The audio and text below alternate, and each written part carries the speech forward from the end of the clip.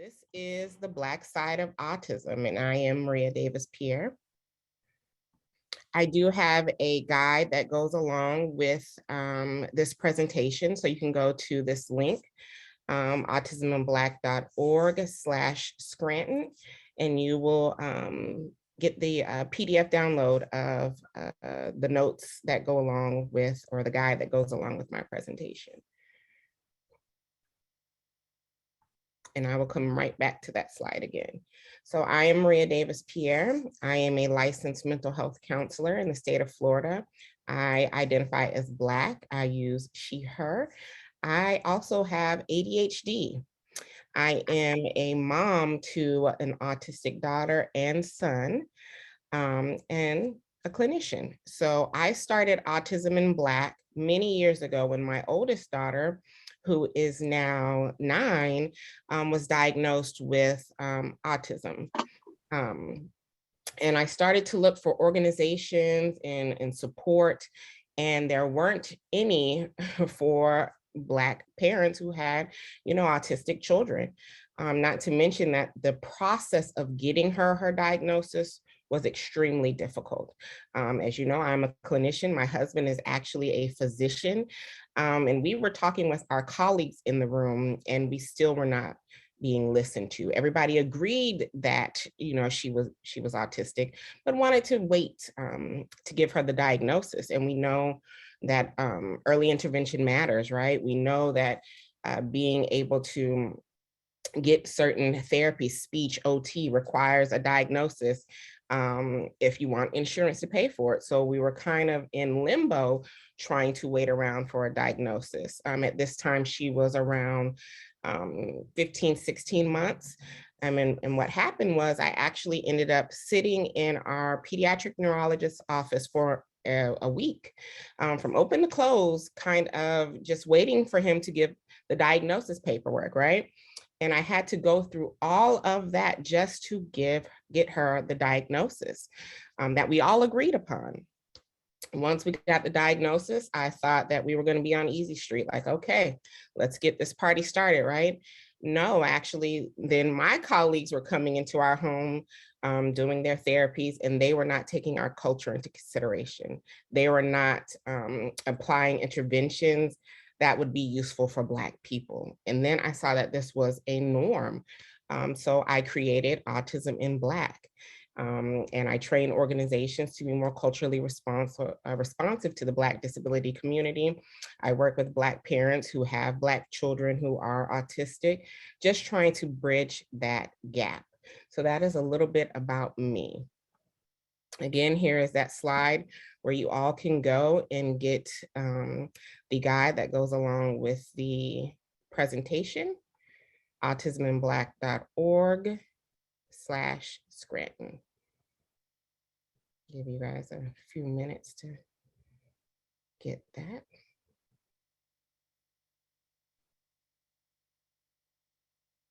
And I see it's in the chat as well.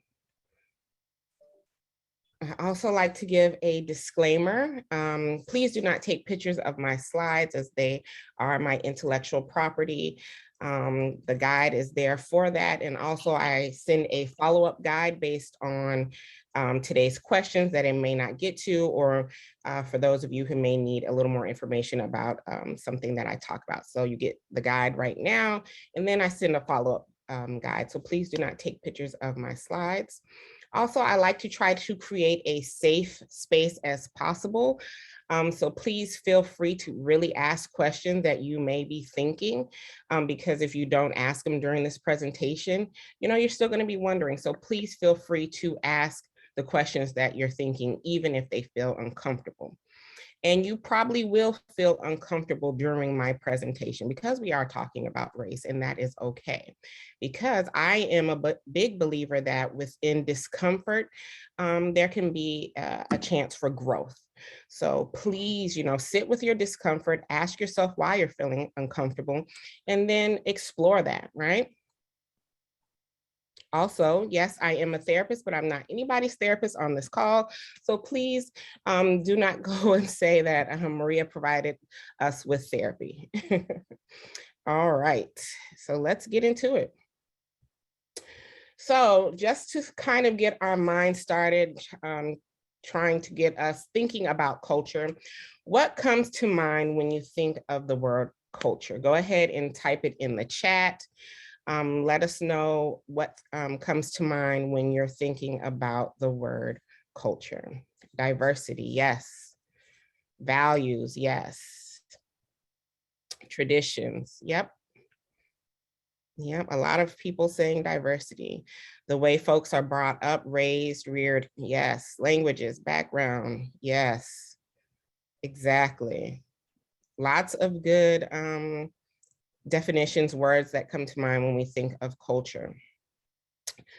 So by definition, culture is the shared customary beliefs, attitudes, values, social forms, and material traits of a racial, religious, or social group. So that's by definition what culture is. However, I like to think of culture by this iceberg concept of culture, right? We have what we can see with our eyes or hear or taste just by, looking around, right? We have the fine arts, dancing, games, music, literature, the cooking, all the great food that we're able to eat, the dress, right? How people are dressing, the clothes that they wear. But beneath that surface is kind of what drives everything that we are able to see. So we have what? Conception of self, body language, right? Eye behavior, right? Arrangement of physical space, right? Facial expressions, nature of friendship, ideas governing child raising, right? We have all of these things that drive what we're seeing, what the behaviors that we see with people. But we don't have the answers to it of why they're behaving like that, because it's beneath the surface. It's, what is driving what we're seeing. So we really need to take into consideration how this iceberg concept of culture works, because it really drives everything we do as individuals. So why does culture matter? Why did I create a business based on culture, right? Cultural responsiveness is necessary in identifying, assessing, and providing services to autistic children. Also, the core characteristics of autism affect social and communication skills. And to some extent, these skills are culturally determined, right? So if we go back to this iceberg concept of culture and look at things like eye behavior, facial expressions, things like that, these are also taken into consideration when doing evaluations and diagnosing for autism. So these are things that we have to keep in mind. We have to understand that when someone comes into our evaluation room, if you're evaluators or, a healthcare worker, when they're coming in, their culture is coming in with them. They don't leave it at the door and come in. Their culture comes in with them. So we have to take it into consideration, especially when dealing with Black families. So today I'm going to talk about 4 factors that interfere with an autism diagnosis, services, interventions for Black families. I really want you all to understand that with the intersection of race and disability, when it's an invisible disability and you're Black, people are going to see that Blackness first. So I want you to understand how race really is contributing in every avenue that we are operating in. And in fact, these 4 tiers that I'm going to talk about will show you that. So race and ethnicity. So just last year, the CDC announced that autism does not occur less or more in one race or ethnicity than another, right? So why is this important? Why did they have to include that in their statistics for that year? Well, it was important because a lot of people just believed that Black children could not be autistic. That wasn't, the diagnosis for them. It had to be something else because they just could not be autistic. So it really had to come to the CDC putting that in with their statistics to say that, hey, It does not occur less or more in one race or ethnicity than another, because a lot of the research was showing that healthcare professionals were not giving the diagnosis to Black children just because they did not believe that autism occurred with Black children, that they could not be autistic. Also, cultural disparity regarding healthcare experience in general is affecting the efficiency and quality of a diagnosis.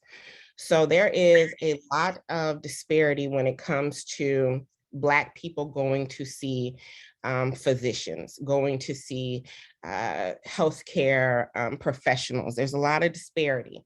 I know that even in med school currently, or last year, they were still teaching that pain didn't occur in Black people as it did other races. Like, we have a higher pain tolerance, which is just not true. So there's a lot of cultural disparity regarding healthcare experiences. We know that when it comes to maternity care, that a lot of Black women are dying when they're giving birth and they're having that experience. So there's a lot of cultural disparity regarding healthcare experiences. And this also involves going to a healthcare professional and trying to get a diagnosis for your child, or telling them that you're noticing something and them not listening to you. So views and behaviors of healthcare professionals contribute to disparities in diagnosis. There have been many studies that have shown that healthcare professionals do not want to have conversations with Black mothers. They do not want to start the conversation of, oh, I think your child may be autistic. Oh, I'm seeing some developmental delays. I want to look into that further, or I want to send you to somebody to look into that further. They're not having the conversation.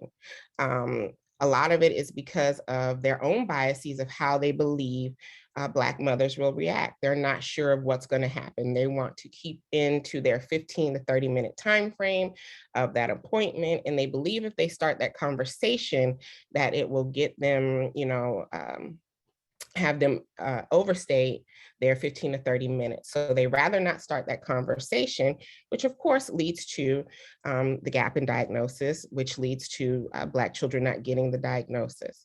So there's a lot of stigmas and biases within the healthcare professionals that we're going to see that are giving the diagnosis. And when we look at the actual percentages of Black people that are in healthcare roles, I think it's like 4% for clinical psychologists, 2% when we're talking about physicians. Even in my field of therapists, the percentage is around that 4, 5, 6%. So when we're looking at it, the chances are extremely high for us to go into a room with somebody that doesn't look like us, that's with somebody who may not understand us. So please take those things into consideration. So systemic challenges persist for Black families in the service system. Black caregivers have reported multiple service rejections for reasons unknown to them, right? In a 2018 study by Pearson and Meaden, they noted that 9 out of 11 Black mothers had to advocate just to get access to services. Then once getting the access, they report mistreatment due to racial discrimination. So in our field, we are very much a white dominated field, right? They're not going to be understanding a lot of people. And even though I'm speaking in general terms, I understand that people are not monolithic. But yes, going into a room, trying to get services is extremely hard when you are a Black person, because those biases are coming just based off how we look. What is the real reason that you're here? Are you trying to get some money? Are you just trying to get a diagnosis for this check? There's so many things that are going in that healthcare provider's mind that is leading to Black families not getting a diagnosis, Black families not getting services, having to advocate even harder than other races have to advocate just to get some services, and then having to deal with mistreatment, right? Racial discrimination, meaning you're not understanding that this is how our Black family operates. This is not, something that is abnormal to our culture, but you're seeing it as such, right? I know that there was one of my colleagues talked about how a evaluator was not understanding of, AAVE, so the Black vernacular that we use when we're talking. And they were not understanding of that, and they would actually mark it as wrong vocabulary on the ADOS. So they were not looking at it as if, oh, that's just how they're talking. They're looking at it, oh no, that's not, the child shouldn't be doing that, right? So not understanding of the culture is leading to you not understanding that this is how we operate it. And now it's being deemed as a negative when you're doing my evaluation, right? The fact that as a Black mother, I may be advocating for something for my child and you're seeing it as problematic. But if a white parent were to do so, then you would be like, okay, well, they need that, right? Go ahead and give it to them. So just understanding that our race becomes a factor into something that is already difficult. It's already difficult raising a child with a disability. Then factoring in race makes it even harder. And all those factors contribute to the 1.5-year gap between when a white child is diagnosed and when a Black child is diagnosed. And that's just an overall gap. When we look at some districts, some cities, and go into some states, we're talking about 10-year gap, 12-year gap. So children are not being diagnosed before they get to, start elementary school. They're being diagnosed in middle school, high school, even adulthood, right? So we know that with them not getting their diagnosis, especially in the school system, their categorization in the school system, that is going to lead to, one, them getting services received at a later time, and also not receiving services, being deemed as a behavior problem or anything else, rather than putting them in the right category or identifying them early to make sure they get the services that they need. Also, Black children are more likely to be diagnosed with a behavior or conduct disorder before autism. Remember when I said that a lot of healthcare practitioners were not believing that Black children could be autistic? They were giving other diagnoses, your ADHD, your oppositional, right? Mood disorders, anything other than autism, which leads to children not getting the correct services, which leads to, okay, of course the child isn't making progress. Of course you're not seeing progress with the child because you're doing the wrong interventions. They don't have the right services in place. So of course you're not going to see any progress, but it leads them to believe that, oh, the child is just problematic. So they're a lost cause, which leads to school to prison pipeline, which we will talk about later on in the presentation. So let's go to family beliefs, values, and religion. So there's differences in parent knowledge, beliefs, and concerns about overall child development and developmental delay when it comes to Black families and other families. So in a lot of the research that has been done, it would say that white families would see the delay and more so go to their healthcare practitioner and talk about that delay rather than Black families. A lot of medical mistrust goes into that, and multi-generational parenting, which I talk about in the next few slides. Studies have also reported that due to the lack of educational information about autism, Black parents had to learn by their own means, meaning that the information doesn't get to our communities. It doesn't get to our communities in the way that it gets to white communities. We have to go and learn by our own means, which leads us to also get misinformation. right? We don't get the right information because we're doing it by our own means. We may be talking to somebody who does not have the right information and they're telling us, just do this and your child will be fine, right? Or we get overstimulated and overloaded. I mean, go to Google and type in autism and see all the hits that you're going to get. So many people telling you to do this, that, and the other. So Black parents are always, or have a higher chance of having to go and learn by their own means because one, professionals are not wanting to come into our communities. Two, their own stigmas and biases are leading them to not have these conversations with us. So please remember that when you are interacting with Black families, they may not have the most updated information when you're having these conversations with them. And it doesn't mean that they're not educated. We're just not getting the information to our communities. Also understand that parents may hide their children from the community due to stigmas associated with community members thinking the child is not disciplined properly, which happens heavily in the Black community. So we can go out in public, and if our child has they're overstimulated and they have a meltdown, a lot of community members may look at us like, oh, that Black parent can't raise their child. What's going on with that? Why aren't they, rearing their child the way that their child needs to be? So there are and this comes from both sides of the spectrum. That may be Black families saying this, and it may be other races of families saying this. So we deal with it not only outside of our community, but within our community as well. And due to that stress, that overwhelming feeling, parents may just say, you know what, I want to protect my child, so I will just not take them in the community. It's not that they're ashamed of their child, who their child is. It's let me lessen the stress that I'm dealing with. And not have to deal with that in that aspect, especially if I'm just trying to go to the grocery store or get something that is a need, right? I'm not wanting to have to deal with that. We already know it's very stressful raising a child with a disability to make sure that they're getting what they need.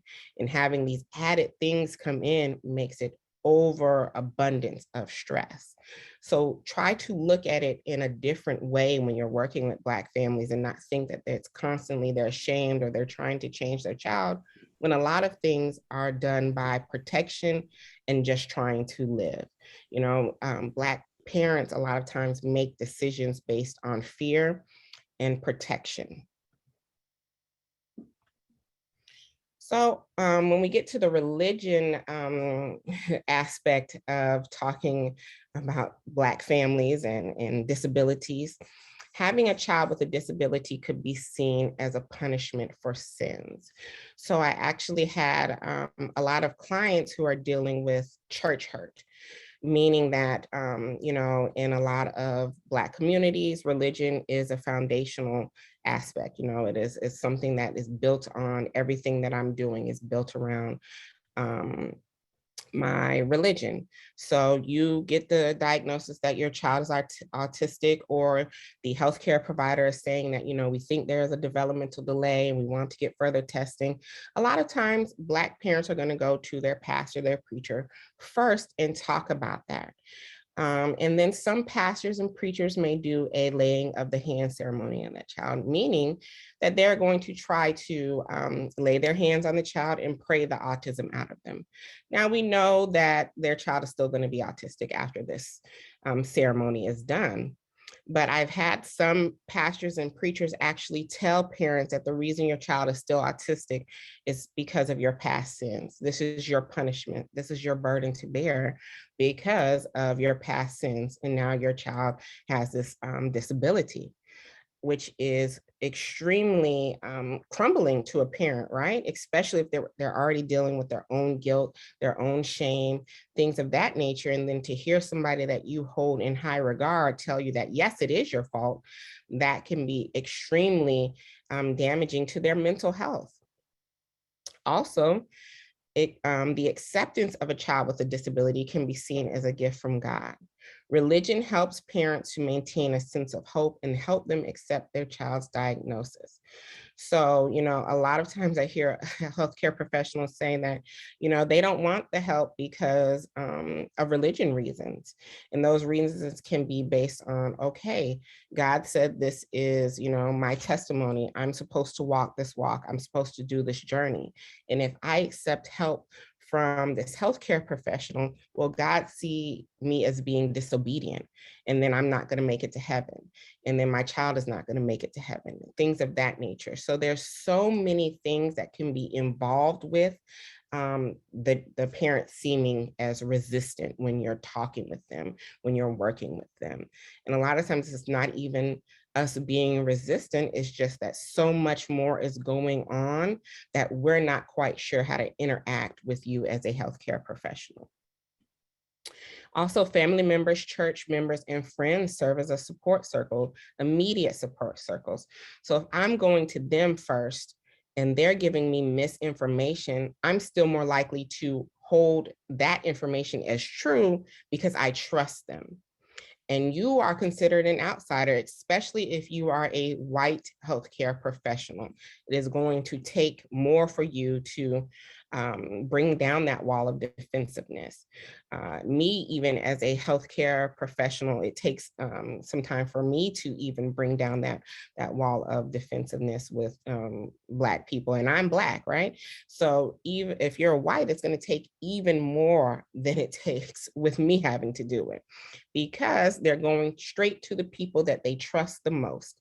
And if those people are giving out wrong information, they're still going to hold that true to them, or they're going to pick and choose what they choose to keep as the information they want to believe, especially if they're dealing with feelings of guilt and shame, because they rather hold on to feelings of, my child can grow out of it.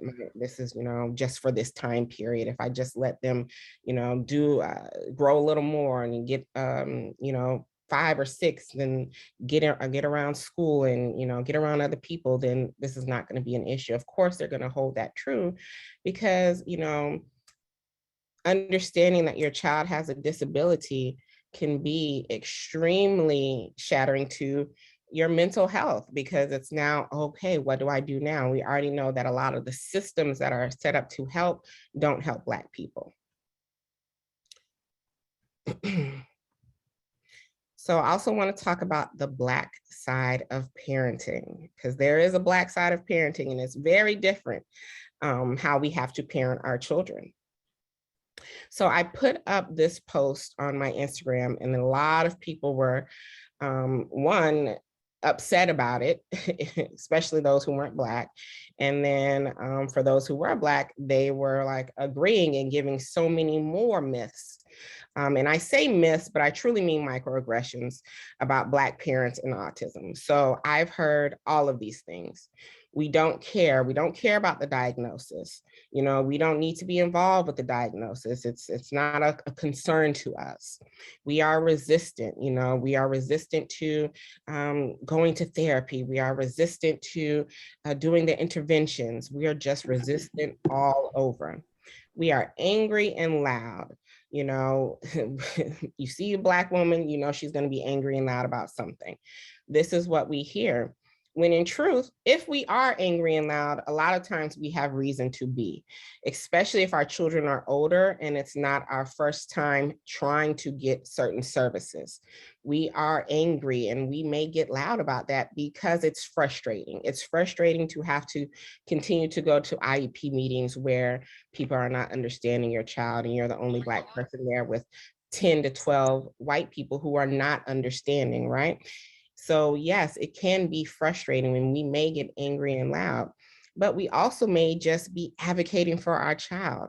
I've seen it where I can be angry and loud or seen as, mean, and I haven't even had a chance to say hi. I just come in and, just because I'm not giving the biggest smile or greeting everybody, I'm already being labeled as mean and angry.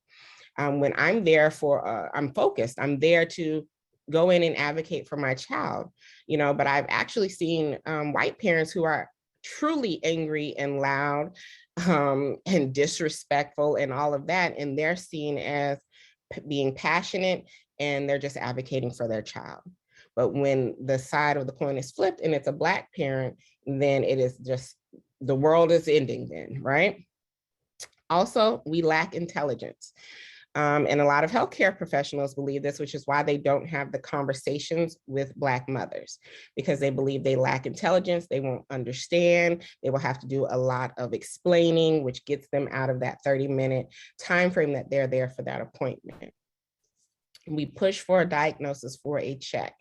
I hear this all the time, and I say it every time. If they are giving out checks, I would like one, because it is very expensive to raise a child with a disability, because we know that there's medical expenses. We know that there's therapy expenses, things that we have to purchase, just for our, especially if they have sensory needs. So it is very expensive. We're looking out of pocket for medical expenses a year. I think it was $12,000. And then for therapy expenses a year out of pocket, it was $30,000 to $40,000. And that is with individuals who have insurance. So we're looking like at $50,000 extra out of pocket just to make sure our children are getting the services that they need, right? That is a lot of money. So a lot of times the check that people are getting, they're definitely not $50,000 a year. So saying that we're pushing for a diagnosis for a check is, just ridiculous, especially when it's only said about Black families. We are not actively involved. And this has to do a lot with Black dads. They believe that Black dads are not actively involved. I've been asked if my twins have the same father, if he's in prison, if he's around, does he live with us? And these are questions that people at the school have asked me, colleagues when I'm taking my children in for therapeutic interventions. So this is something that is just not, a few people. No, it's a constant question that a lot of Black families have to deal with. They just truly believe that Black dads are not actively involved. When we know that when it comes to a lot of services, mothers take the lead on that. They're like, okay, I'm going to make sure that this is going as it needs to be. But when it comes to Black mothers taking that same lead, it's, because the child doesn't have a father. So think about a lot of these microaggressions, macroaggressions about Black parents and autism, especially when you're interacting with them, and challenge yourself on those. So multi-generational Black parenting. So that is when there's more than one generation living in the home, having opinions about your child and parenting. So depending on the community that you live in, it could be mom, grandma, and then me living in the same house. So I have my mom, and then I have my grandma living in the same house. Both of them different generations, both of them giving me their opinions on how to parent my child. And knowing that generations back, that they're not trusting of medical professionals. So my grandma could be telling me, no, you don't need to take your child in. You didn't talk till you was 5. So, give your child a chance to catch up. Knowing that truly, if I did not talk until I was 5, I probably needed to be seeing some sort of healthcare professional, right? Knowing that, my parents can say something like, oh, you have a cold, put some Vicks Vapor Rub on your foot and, put a sock on, rather than going to the doctor. So we've come up with all of these things to do rather than go to the doctor, because the doctor can be a scary situation for Black people, because we know that we've been experimented on. We know that we're not listened to. So rather than deal with that, we just make up our own things that are, to do. And when you have older generations living in your home, they're giving you this advice. And as Black people, we've been taught to respect our elders, right? So the information that has been passed down from generation to generation has a historical context to it. The medical mistrust, or we've had to make do with the means that we have. So you need to be aware, especially for my practitioners, of the impact of social and cultural systems and their influence on Black families' engagement. So it's not that I don't want to listen to you. It's that, oh, I have my mom, my grandma over here, and I have to listen to them. But at the same time, I have to, kind of weed through all of that information, take what I need, and then listen to you, who is a new person coming into my life. And yes, you may know what I need to do, but I still have to respect my elders. So just be aware of, kind of that tug of war that Black parents may be going through, especially if they have a multi-generational household, or their mom or grandparents are actively involved, or their dad is actively involved. So worries of the Black parent. So when raising your Black child, you have a lot of worries. You're worried how your child is going to be perceived. Is everything that they do going to be seen as a malicious intent behind it, right? There's the dilemma between letting them be children and the harsh reality of what being Black means. And this is a fine line that we have to walk every day. Yes, I want you to go out and experience the world, but I also want you to know that as a Black person, your experiences are going to be different. And a lot of times parents are like, well, when do I have this talk with my child about what it means to be Black? And we're finding that that conversation has become earlier and earlier because of a lot of biases and stigmas that they will in fact face. So, for instance, my children had a lesson in kindergarten about community helpers and how the community, helpers would help them. And then me and my husband had to go back and have a conversation that, yes, there are community helpers, but sometimes those community helpers may not help you. And it's just based on the fact that you're Black, and there's stigmas and biases that go along with that. And imagine trying to have those conversations with 5-year-olds and 6-year-olds. It's a hard thing to try to do and navigate, because you have to try to keep it on their level, but you also don't want to, scare them with so much, because it is scary, walking this walk and leaving the house every day, knowing that your child may not come back, your husband may not come back, your wife may not come back just because they're Black. And we see it happen all the time, and that's trauma. So there's also how Black parents feel they must parent their children.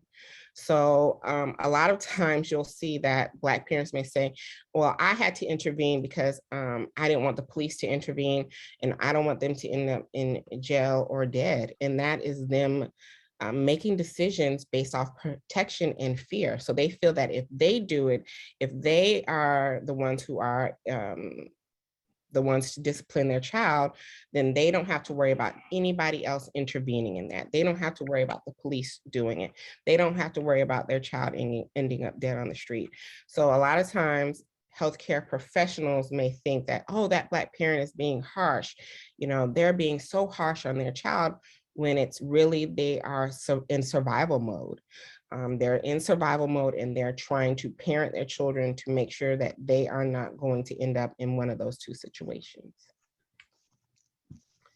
Any questions so far? Let me check the chat.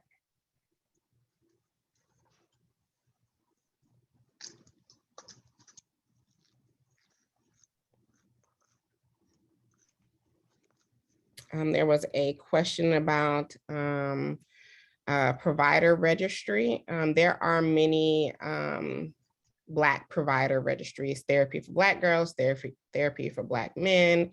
And there's many different providers on there besides mental health professionals. So that would be one resource. And then I'll think about some others as well. Any more questions, please make sure to put them in the chat, and I'll check it as I go along. So in working with the Black parent, it's important to come to a place of education rather than telling a Black parent what to do. So you want to come from a place of, instead of saying, you need to do this, this is what I'm telling you, you have to do it, right? Come from a place of, here's why this would be helpful, especially when you're dealing with a parent who is extremely religious, or they have other people in their household they have to listen to. You don't want to come from a place of don't listen to anything else, just listen to me.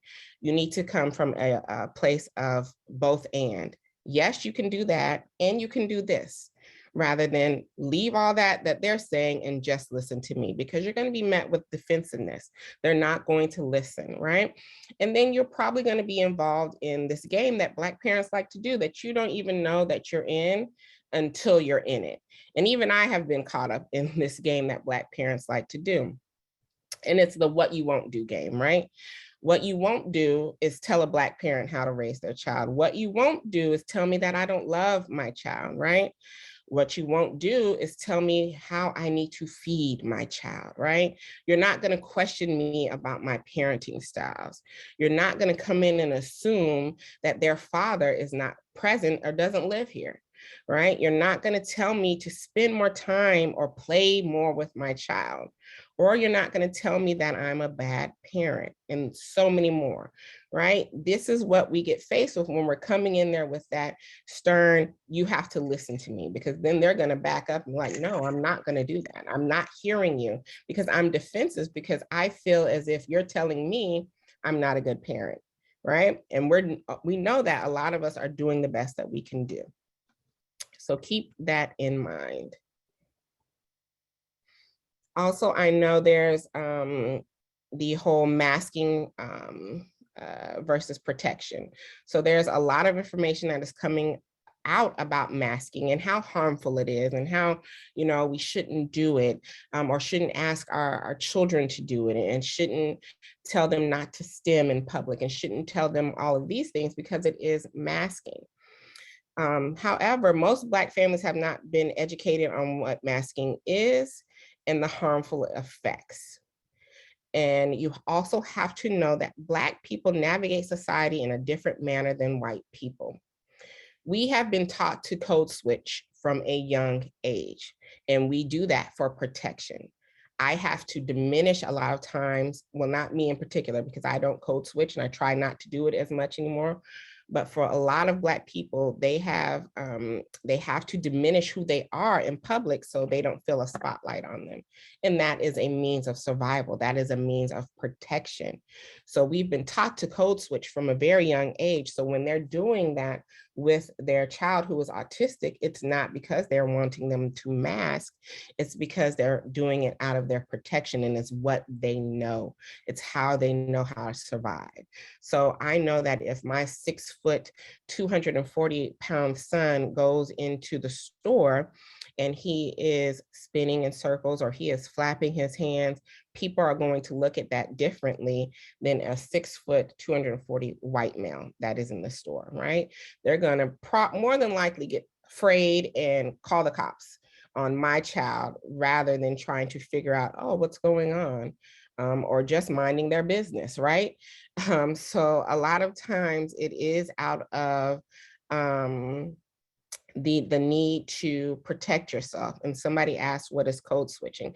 Code switching is when a Black person switches from who they are naturally in their own environment to be more what we would call in our community, like, I put my white voice on, right? So I'm not gonna talk how I would with my family members or be how I am with my family members. I'm gonna put my white voice on when I go outside so that they don't see me as Black, essentially, right? I'm not gonna put that spotlight on me. I'm going to switch who I am to make sure I can navigate society in a safer manner. So essentially, that's kind of what code switching is. So economic status. So when it comes to poverty, Black people are higher or more likely to be born into poverty and stay there. So that leads with a lot of uninsured or underinsured. So if I am uninsured or underinsured and I go and take my child in to see their PCP at 9 months. And then at 12 months, I go in to take my child to see their PCP, and it's a different PCP who may not have the medical notes of what happened at 10, 9 months. And they're seeing my child at 12 months, and they're like, okay, their child has a delay. Let's give it some time. Not knowing that at 10 or 9 months, the different PCP saw that same delay and was like, okay, let's give it some time, right? So they're just prolonging something that needs to be intervened with, right? So that happens a lot when you are underinsured or uninsured and you have to see different PCPs, or you're not able to go and see a PCP provider because you can't pay, because you don't have the copay, right? There's also the issue of job flexibility. So if I know that I'm not going to be able to go to a therapy appointment every week or go to an IEP meeting that will last 4 hours, and truly my son's last IEP meeting was 4 hours.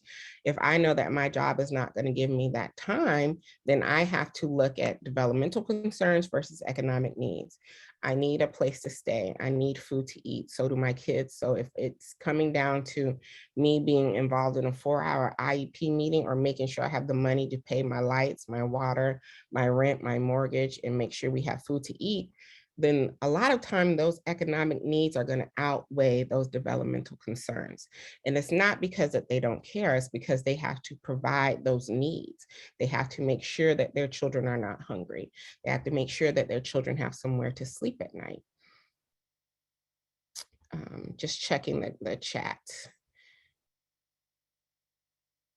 It says, how do you get the older generations on board with the parent as they parent someone seeking help for their autistic child?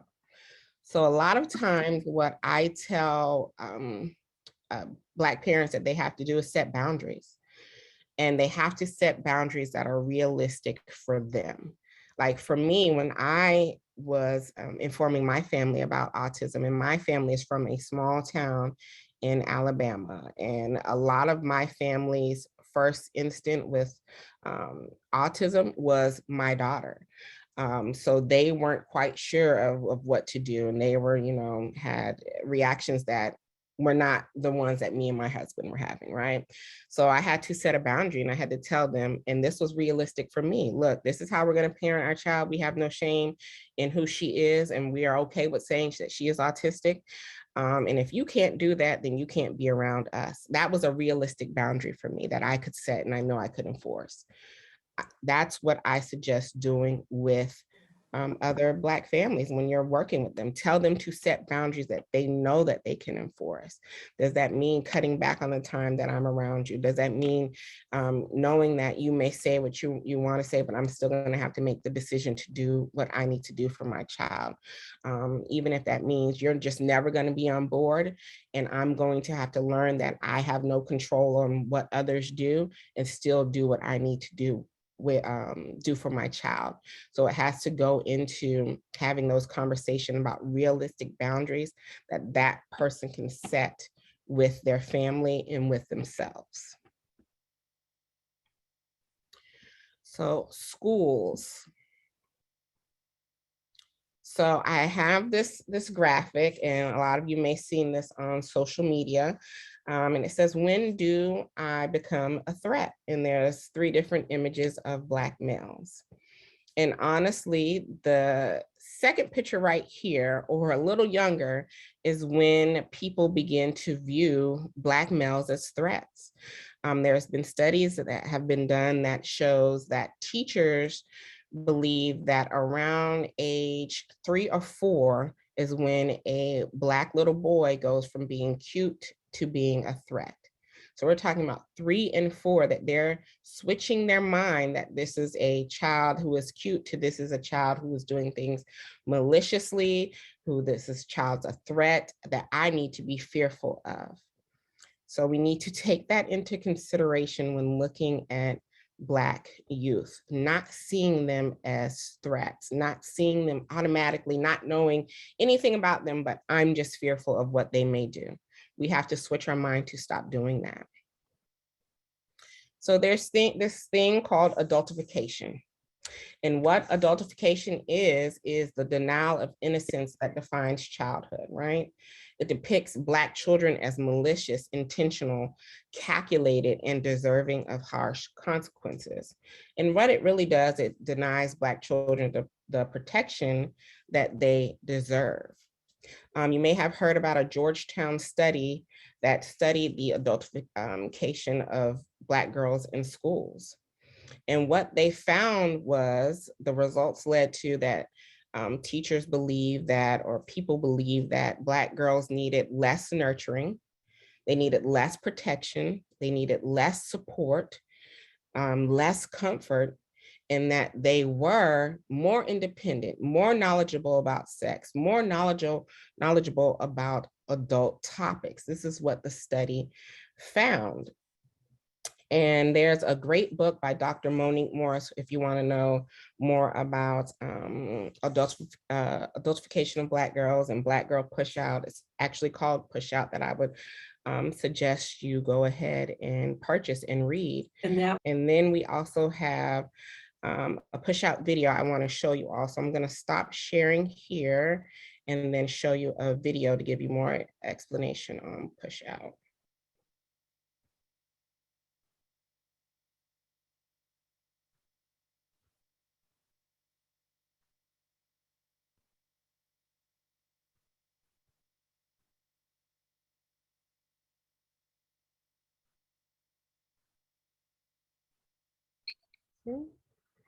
This video went viral, but incidents like this can be found throughout America. The criminalization of Black girls in schools disrupts one of the most important factors in their lives: education.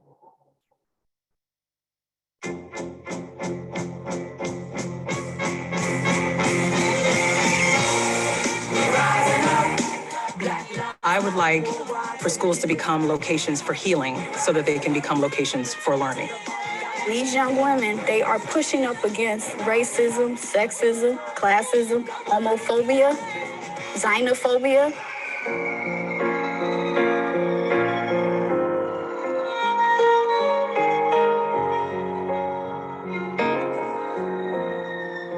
I've asked girls if they felt that teachers were afraid of them. And some girls will say yes, their teachers are afraid of them. And then they laugh, because why would an adult be afraid of a child? And the word of the week is condone. Condone.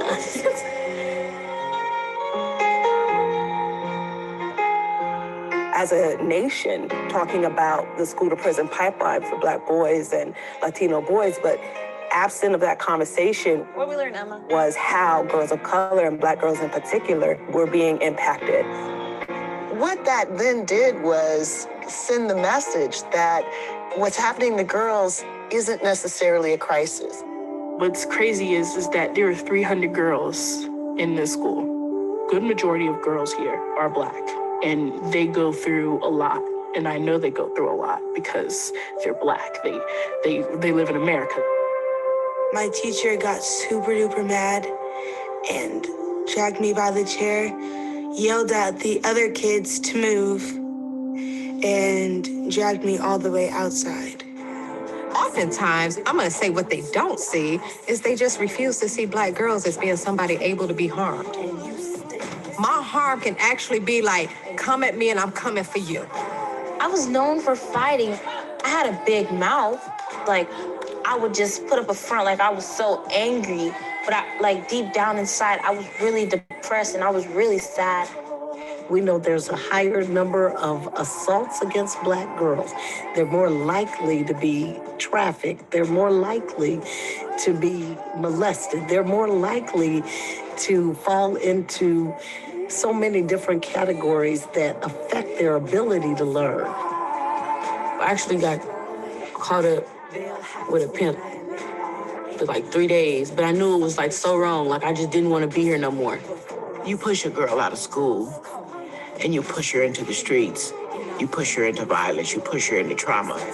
Whereas I felt like we needed to approach any of our intervention from they are capable, they are strong, they are vulnerable, it matters. They are worth protecting. Even though you think you're doing racial justice work, if you're not talking about girls, you're not doing racial justice work. The question is whether we believe that certain children need surveillance and policing and punitive responses, and other kids get to explore who they are.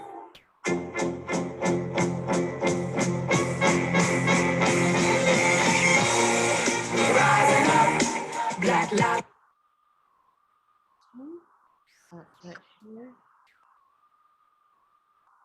And the name of the book and the author is Dr. Monique Morris, and it's the title is Push Out.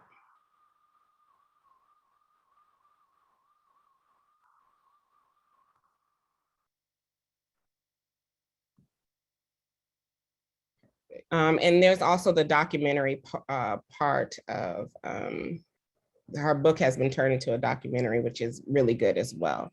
And that was the trailer for the documentary.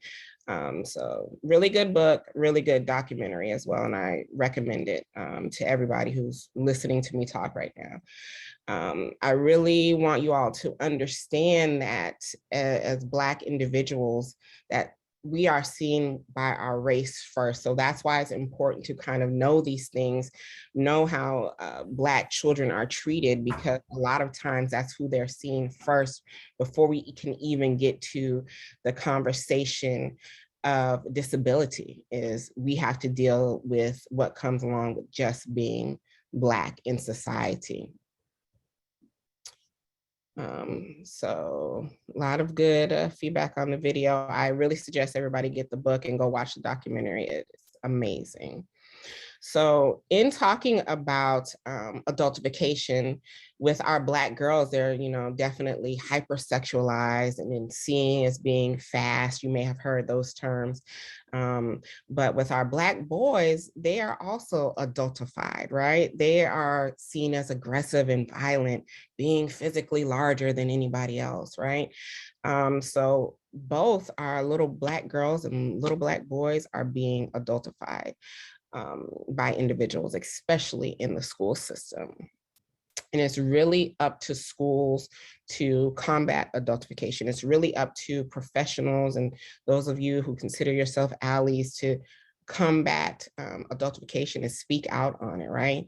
Making sure that schools are adopting restorative justice policies, understanding that we don't need to criminalize Black children, right? And stop referring to Black children as adults and making comments about how much older than they look than other individuals. If we look in the news media, when it comes to Black children, they are talked about as adults, but white children are talked about as children. Even white adults are made to seem younger and, not knowing, rather than how it's portrayed for Black children. So, I just challenge you all to combat adultification. It happens all the time, in the school system. I've had conversations with teachers and I have to tell them that, you're holding a 6-year-old to the standards of somebody who is 10, 11, 12. And then when they don't meet these unrealistic standards that you're setting for them, then they're seen as a failure. They're seen as somebody who's an issue. But the real issue is that you're holding them to standards that are just not realistic. There was a APA study, American Psychological Association study, done with those who were in school to be teachers, those who were about to be teachers. And they did a study on emotions in students. And what they did was have students from all different races come in, and then they would say the emotion, and the student had to show the emotion on their face. There was no talking involved. They just would show the emotion on their face. So if they say sad, they had to show sad. If they said mad, they had to show mad. And what they found was an anger bias, that when teachers looked at Black students, Black boys in particular, they always viewed them as angry. No matter if they were trying to show you happy, they viewed it as angry. And they also did the study with adults and found the same thing with Black adults, Black men in particular. seeing them as angry, this anger bias. So just think on that. If a Black child is showing you that they are happy and you are automatically seeing it as angry and you are adultifying them, what kind of trajectory does that put them on, right? Because you're not seeing past your own biases. And that is really what I want you all, to understand. We have to check our biases to be able to provide effective, supports to individuals. And if we're truly going to talk about being social justice and all of that, we really have to talk about the race and the factors that go along with being Black. So there is the school to prison pipeline for those of you who may not be aware of it. It describes the way in which harsh disciplinary policies are predominantly put on Black students, and it drives proportional levels of student incarceration. Due to adultification, common childlike behavior in Black kids is criminalized. And school is one of the earliest sites of this criminalization of Black children. The heavy presence of school resource officers, metal detectors, and zero tolerance policies reflect really what it is to have the school to prison pipeline. And a lot of people are now calling it the cradle to prison pipeline.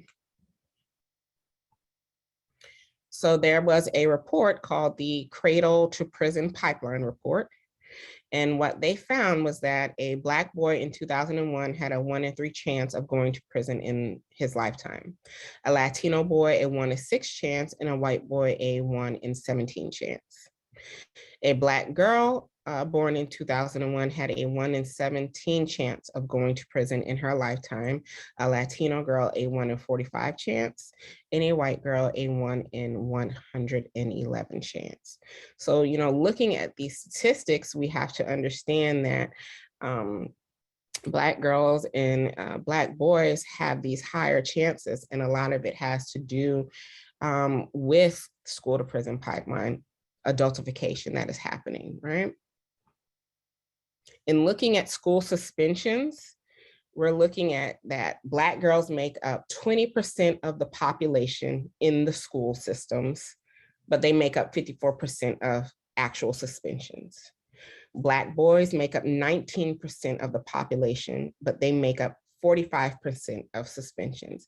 And when we're talking about these suspensions, we're not talking about them being suspended over, things that like fights and things of that nature. It's things of them being perceived as being sassy, talking back, dress code, the way their hair naturally grows out of their head. We're looking at these kind of things of what the suspensions are, what they're being suspended for.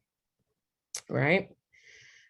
So just look at those statistics and look at how Black girls make up 20% of the population, but they're making up more than half of the suspensions that are going on in the school system. So when Black parents and Black children are navigating the school system, we're up against a lot. We're up against the biases of the school staff. We're up against retaliation. Understand that a lot of times when Black parents are advocating for their children in the school system and the school doesn't like it, they retaliate.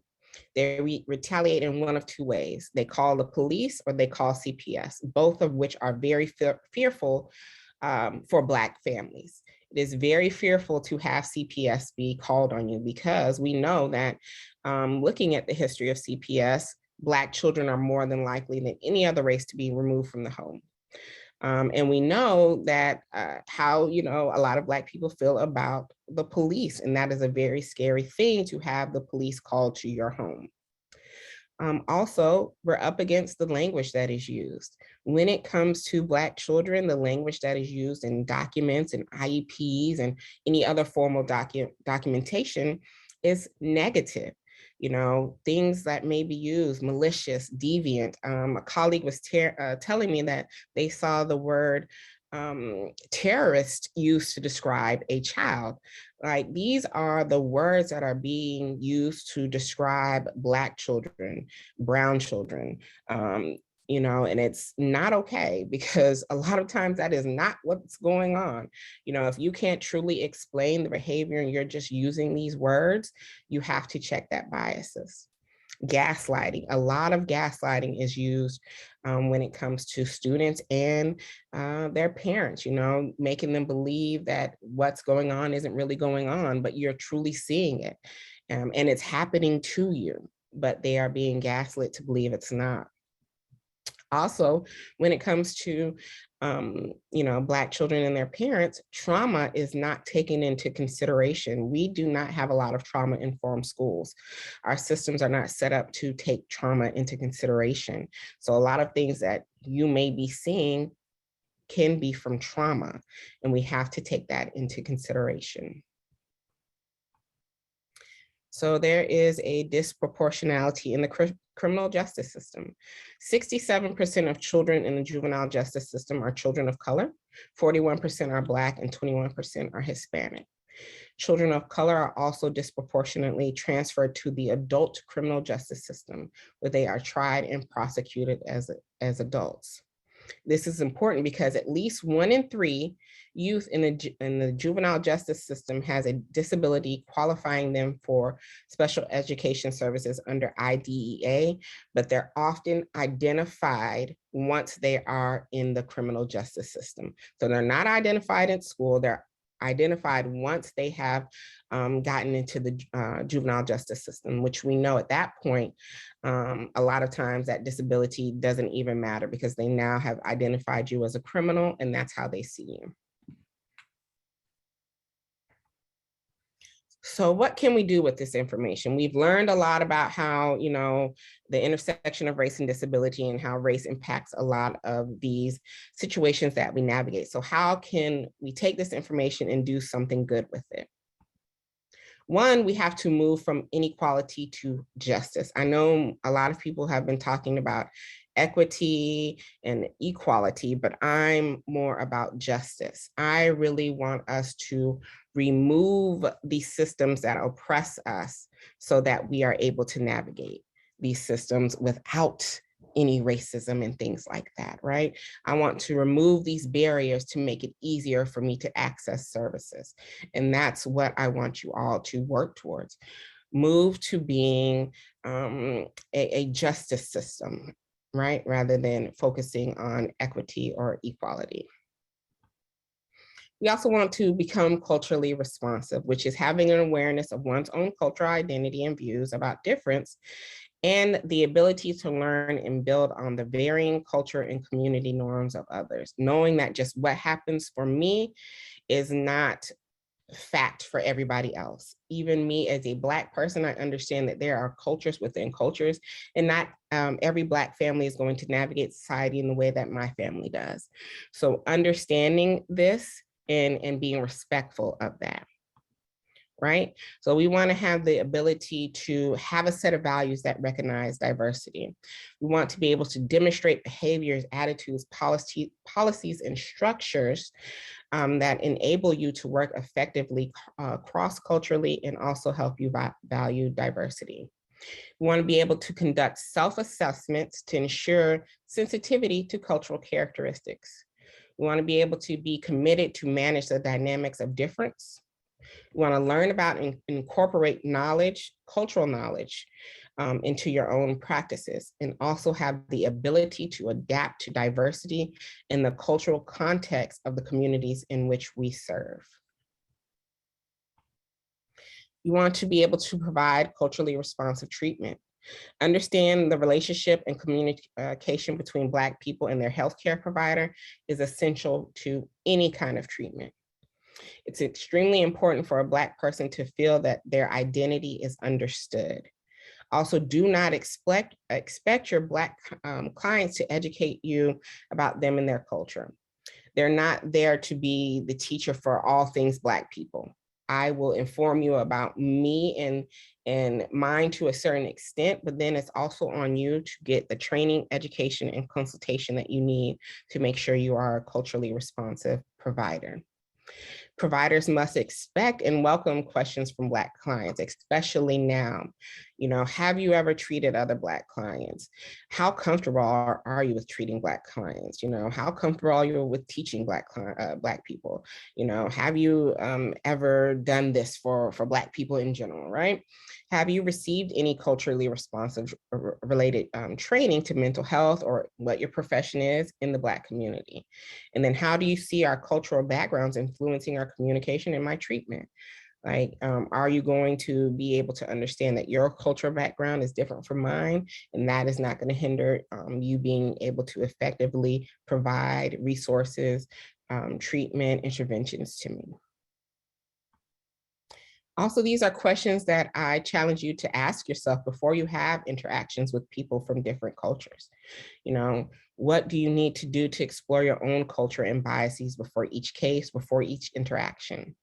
What skills do you already possess that will be helpful in increasing your cultural awareness? What culturally responsive questions do you need to ask to ensure that you get high quality and accurate information about a situation?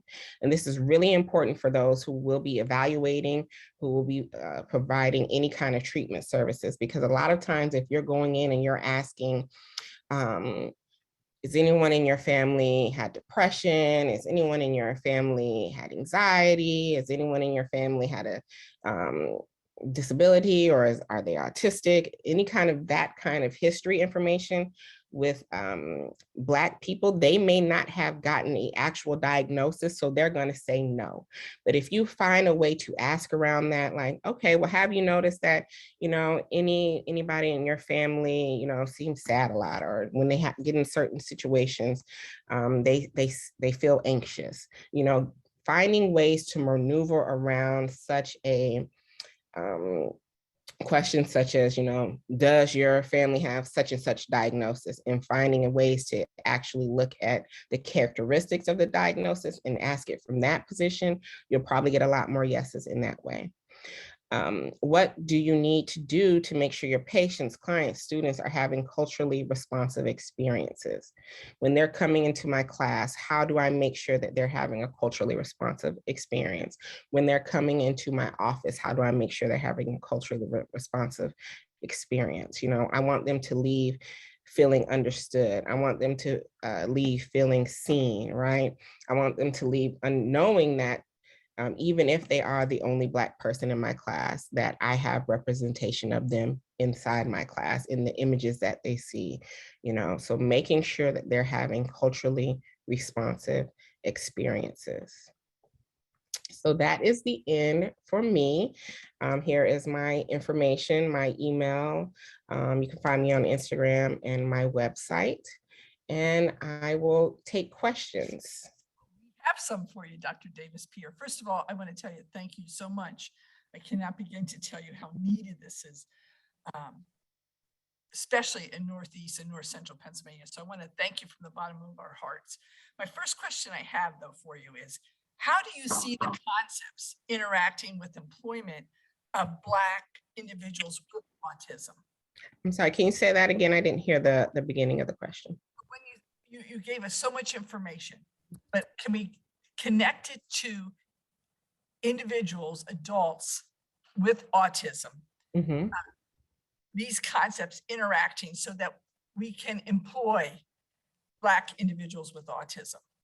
One, I think it comes down to organizations understanding the intersection of race and disability, providing opportunities for those with disabilities to be employed. That across the board lacks when we're thinking about employment and those with disabilities. It just is not happening as much as it should. For some reason, a lot of people do not think about autistic children being autistic adults. So the employment rate is, you know, horrible, right? That we don't prepare, you know, our autistic children to become autistic adults and have employment.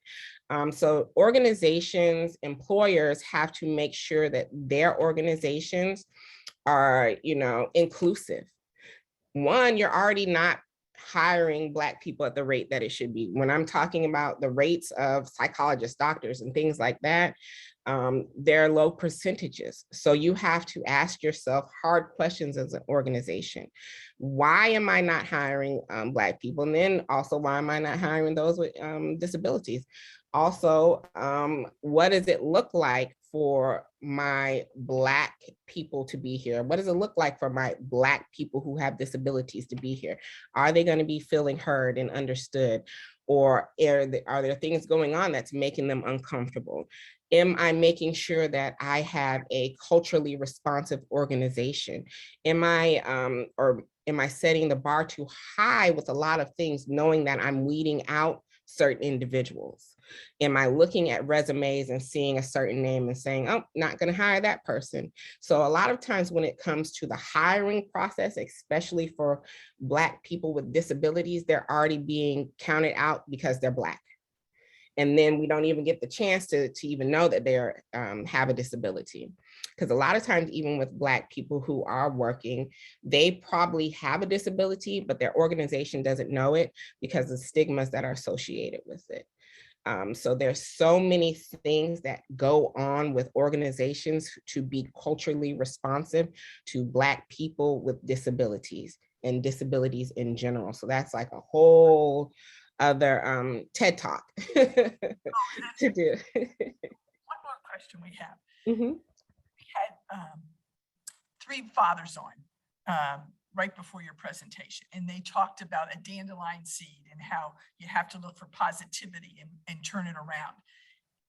One advice: how do you empower families with individuals with autism when they come up to this lack of cultural sensitivity they may face? How can we tell them what to do, or how do you empower those individuals? So I empower them based on the fact that they're advocating, because it is difficult and traumatic to think about the things that we have to do on a daily basis just because we're Black. Those are things that we're used to. And even though we're used to it, it's still traumatic for us to have to think about those things. So I base it on the fact of you're advocating, you're trying to make this change for your child. You're trying to make this change for yourself so that, the impact is on a global scale. I don't want anybody else to feel like I felt when I got the diagnosis for my child. Autism in Black was created because of that. So empowering individuals to know and understand that, what you're doing is for a much greater cause. Yes, right now, systems oppress us every single day in every which way we turn. However, you are trying to knock those barriers down. You are trying to do something different. So empowering them based on that. Okay, one difficult question, and I hope you don't mind me asking this. No problem. We talked about making friendships with our children with autism. Now, Black families, children with autism. How did you do it as a mom? Well, for me, I think it's different for me because I was already a therapist before I was a mom. So yes, I was already a therapist before I was a mom. And I already knew that certain cultural aspects that I grew up on, I did not want to pass down to my kids. So I went into parenting differently, right? I went in with conscious parenting and had to learn to stop a lot of things that happened in my childhood. I wasn't going to do it. So I had to consciously make an effort, and still do, because it's not easy. And I don't want to make it seem like it is. Every day I have to consciously make an effort to unlearn and teach my children differently. And I tell Black parents all in progress too late. It's not too late to unlearn some of these things and make that difference for our children. And I don't want you to think it is. It's not too late to unlearn, you know, if you come from a family that is racist, it's not too late to unlearn that and do something different, you know, so that you can impact people differently. So I have been big on making sure to be conscious in my parenting, listen to my children, you know, not making decisions for them, getting their opinion on something because it's their life. A lot of times, you know, I'm like, well, how do you feel about this? And then they tell me, because I could be making a decision based on how I felt about the situation, and they're feeling something completely different. And that's why it's not working. So I check in with my children all the time to be like, well, okay, tell me how this is going, and having conversations with them. However that may look based on how they communicate. So it's a lot of unlearning and relearning and redoing and understanding that I'm not perfect and I make mistakes, but I'm not too big to apologize, and listening. Wow. We could keep you forever. One more, I promise I have one more question. How to validate culture with a nonverbal community? Mm-hmm. Right. So that's a culture in itself, you know, being nonverbal, non-vocal, that is a community that they have. That is a culture that they have. That is experience that they experience that we don't, like that I don't experience that. So that is a culture within itself that we validate and listen to. You know, we don't try to change them to be what, you know, society wants them to be, because a lot of pressure goes into you know, when individuals are non-vocal and non-verbal, on making them speak, on making them communicate how we want them to communicate. And the issue in that is that we're trying to change them to be someone who they're not, instead of meeting them where they are. You know, you stop trying to change me from being the Black person that I am and meet me where I am. Same applies to that community. Stop trying to change them to be individuals they're not and meet them where they are. We have to change as a society to be more inclusive of individuals with disabilities, even when it comes to disabilities that we don't want to recognize. We don't want to go down the slope of what it means to need a lot of support. We don't want to do that. We want to talk about the individuals who need less support, because that's more prettier. Talk about the individuals who need more support and meet them where they are. Thank you from the bottom of our hearts. I cannot begin to tell you how much we enjoyed your presentation. Thank you. A round of applause for Dr. Murphy. Thank you. Thank you for having me. I really appreciate it.